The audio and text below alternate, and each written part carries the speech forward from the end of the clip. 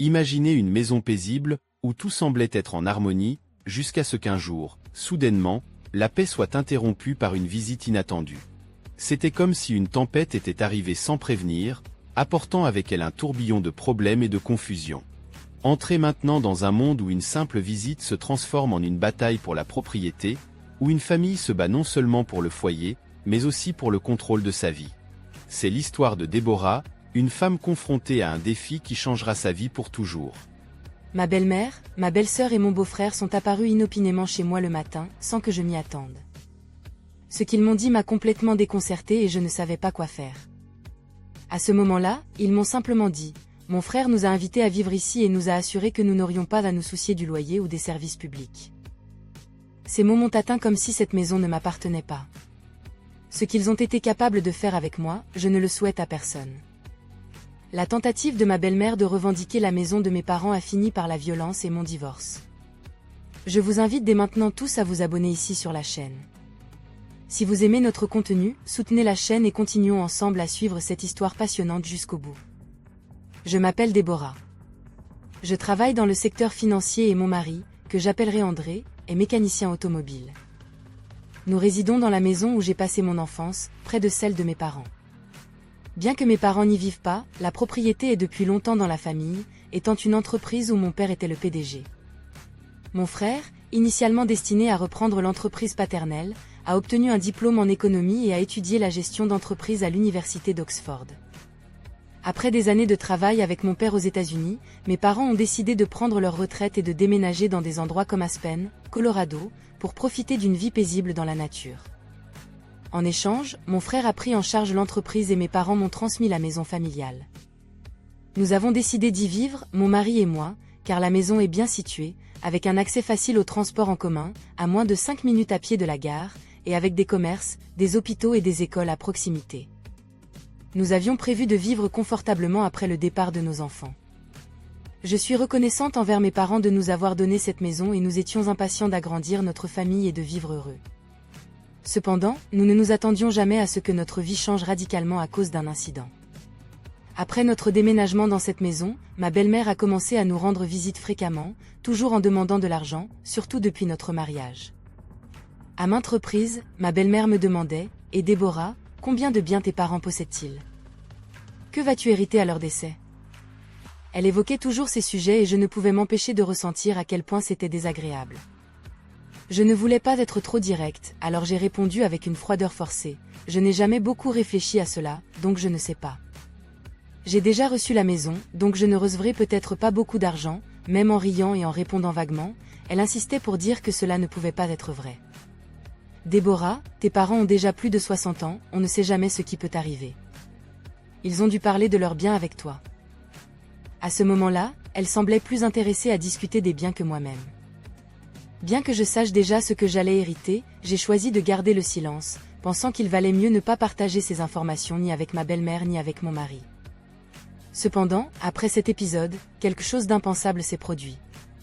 C'est quand, soudainement, sans préavis, ma belle-mère et la famille de ma belle-sœur ont déménagé chez nous un matin férié, vers 8 heures du matin. La sonnette a retenti de manière inattendue et quand j'ai ouvert la porte, ils étaient là, avec leurs valises. « Pourquoi êtes-vous ici avec des bagages ?» demandai-je surprise et confuse.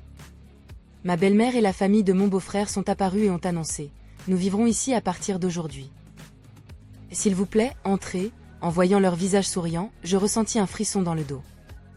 À ce moment-là, mon mari se réveilla, et lorsqu'on lui demanda une explication, il répondit avec indifférence. « Quel est le problème ?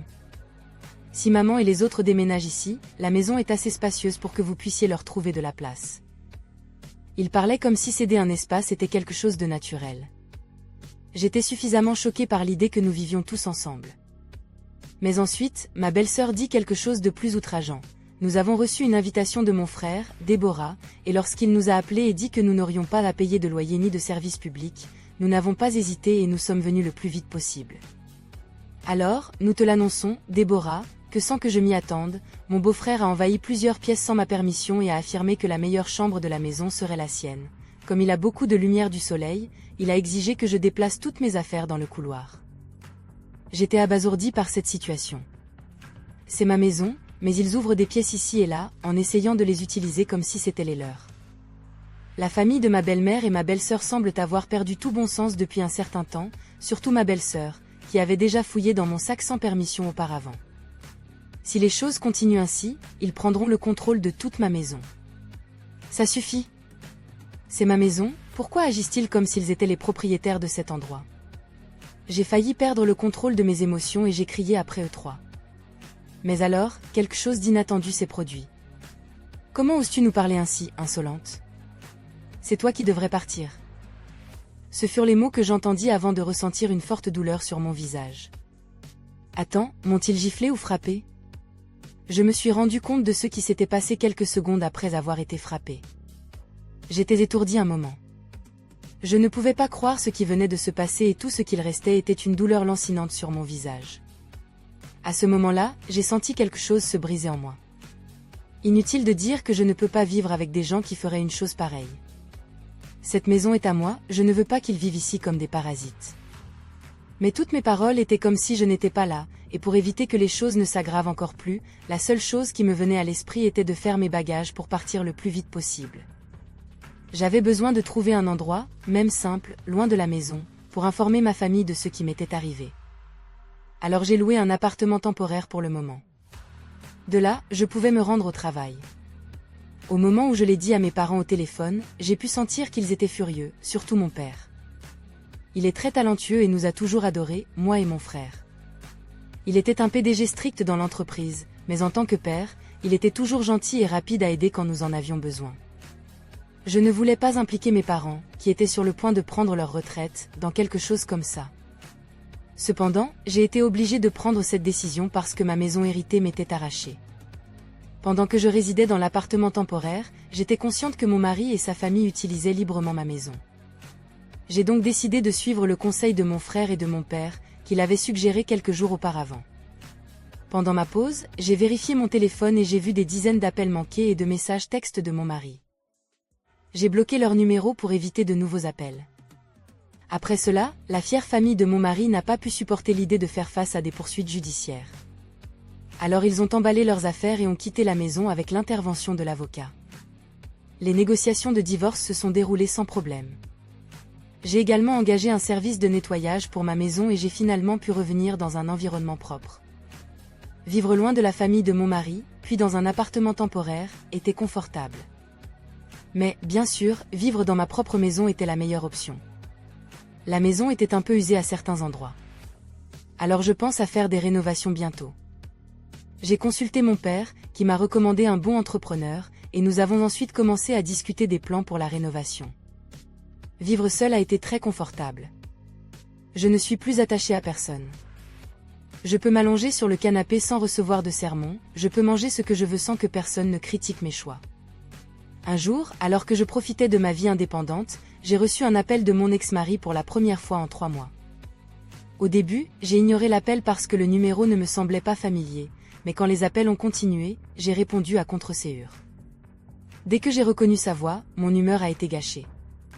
C'était mon ex-mari, dont j'ai divorcé il y a 3 mois. Même après nous être promis de ne plus nous impliquer, je me demandais quelles étaient ses intentions en changeant de numéro de téléphone juste pour me contacter. C'était une situation étrange et inconfortable, peu importe comment vous la regardez. Nous avons convenu par l'intermédiaire de nos avocats que nous ne nous verrions ni ne nous contacterions plus. Il n'y a plus rien à discuter entre nous. Par conséquent, s'il te plaît, évite de me contacter. J'allais raccrocher quand il a dit « Attends une minute, s'il te plaît, j'ai juste besoin que tu écoutes un peu. » Il m'a supplié de commencer à parler sans ma permission, détaillant les graves problèmes financiers auxquels son entreprise était confrontée. Il a expliqué que son salaire serait réduit en raison de la crise et de la santé affaiblie de ma belle-mère l'empêchait de travailler. Il m'a également dit que ma belle-sœur et son mari n'avaient pas de ressources pour les dépenses de base, car ils n'avaient pas un emploi stable. De plus, ma belle-sœur était surchargée avec plusieurs emplois à temps partiel, utilisant la plupart de son salaire pour payer les dettes. En entendant tout cela, je n'ai pas pu m'empêcher de ressentir un mélange d'émotions. C'est alors que j'ai pu dire tout ce que je ressentais. Les souvenirs de leurs actions envahissant ma maison et me frappant. Il n'y a rien que je puisse faire à ce sujet, ai-je déclaré. Mon ex-mari a paniqué encore plus avec mes mots. Elle ne dit pas ça, nous sommes confrontés à de sérieux problèmes. Nous n'aurons même pas d'argent pour payer le loyer de l'appartement et acheter de la nourriture demain, a-t-il supplié presque en pleurant. Mais je n'étais pas convaincue. Quand j'avais des problèmes, il n'a rien fait pour aider et même m'a méprisé, tout comme ma belle-mère, ma belle-sœur et mon beau-frère. De plus, mes beaux-parents m'ont toujours rabaissé, insultant mon apparence simple et ma façon de penser démodée. J'étais fatiguée de leur pression, en particulier de ma belle-mère, qui me pressait constamment d'avoir un bébé le plus tôt possible. À plusieurs reprises, j'ai été forcée de prendre d'étranges remèdes à base de plantes, j'ai participé à des consultations médicales inutiles, et ma belle-mère a répandu parmi les voisins que j'étais une épouse stérile. En réfléchissant à mon mariage, je ne peux trouver rien de positif. J'ai épousé mon ex-mari, qui était autrefois gentil, mais qui a fini par devenir la marionnette de ma belle-mère. Le premier jour où ma belle-mère a envahi notre maison, j'étais absente à cause d'un engagement. Il semble qu'elle se soit offensée et ait déversé sa frustration sur mon mari, disant « Je voulais voir Déborah, mais elle n'était pas là. Je voulais être son amie. Je suis triste. » Après avoir entendu la mère pleurer, mon ex-mari m'a crié dessus, ne me permettant pas d'expliquer ma version des faits. Elle prétendait vouloir s'entendre, mais tout ce qu'elle a fait a été de me critiquer depuis le début, même de critiquer ma capacité à nourrir son fils, insinuant que son alimentation déficiente était de ma faute. Je ne peux pas continuer à aider des gens qui agissent de cette manière. Peu importe ce qu'ils essaient, mes sentiments ne changeront pas. J'ai décidé de mettre fin au dialogue et de bloquer le nouveau numéro de téléphone, car je savais que mon ex-mari pourrait essayer de me contacter à nouveau. Je prévoyais de changer de numéro pendant le week-end, mais avant de pouvoir le faire, ils ont rompu la promesse faite par l'intermédiaire de l'avocat et sont apparus à ma porte à 23h, exigeant d'entrer et de recevoir de l'aide, insistant sur le fait que nous étions une famille et que je devais les aider. Ils ont frappé à la porte et ont crié, peu importe l'heure tardive. « Qu'est-ce qui se passe à cette heure-ci ?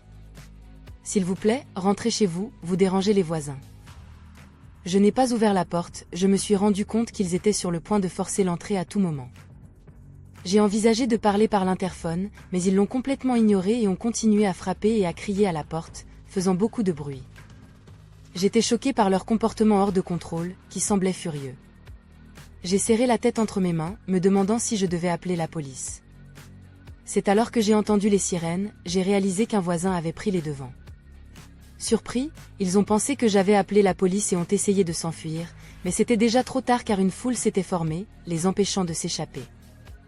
Ils ont été escortés au commissariat par les policiers qui ont répondu à l'appel. Lors de l'interrogatoire, j'ai raconté l'incident en détail. La nouvelle s'est rapidement répandue dans le quartier, y compris auprès d'un collègue de travail de mon ex-mari, qui a partagé l'histoire au bureau. Il faisait déjà face à des difficultés financières en raison d'une réduction de salaire, et l'intervention de la police en raison d'une tentative d'agression contre l'ex-épouse a entraîné son licenciement. J'ai appris par des amis que mon ex-mari, désormais sans ressources pour payer le loyer de l'appartement, était dans une mauvaise passe. Ces problèmes financiers ont également causé des tensions avec la famille de ma belle-sœur, ce qui a conduit à la fin de la cohabitation en groupe. Maintenant, mon ex-mari vit dans un logement social, tandis que sa mère travaille à plusieurs emplois à temps partiel pour survivre. Elle a même commencé à travailler à mi-temps certains jours de la semaine. Désespérée d'argent, j'avais besoin de me confier à quelqu'un après tout ce que j'avais vécu.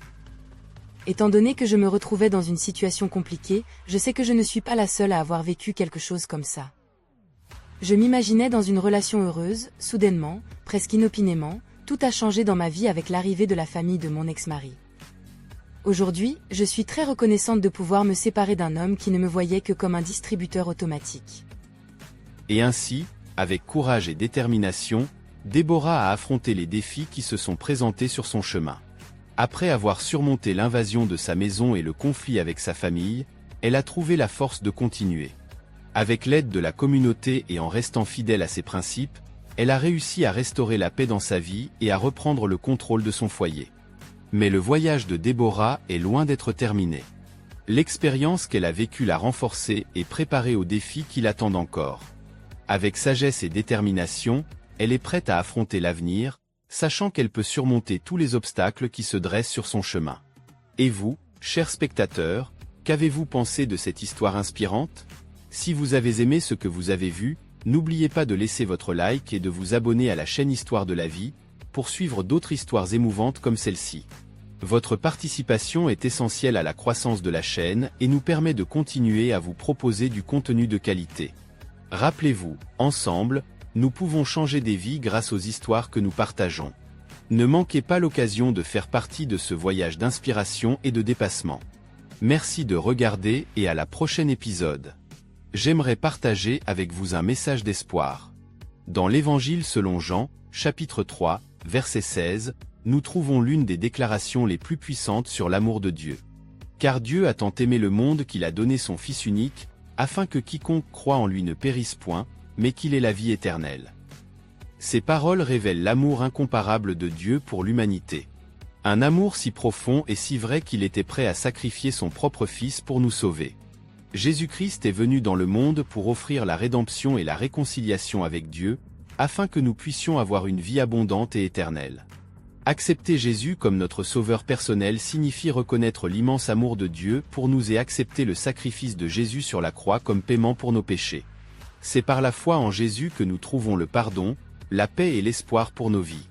Que tous puissent ouvrir leur cœur pour recevoir l'amour de Dieu et accepter Jésus comme le seul chemin vers le salut. Que nous puissions expérimenter la plénitude de l'amour divin et vivre en communion avec lui pour toute l'éternité.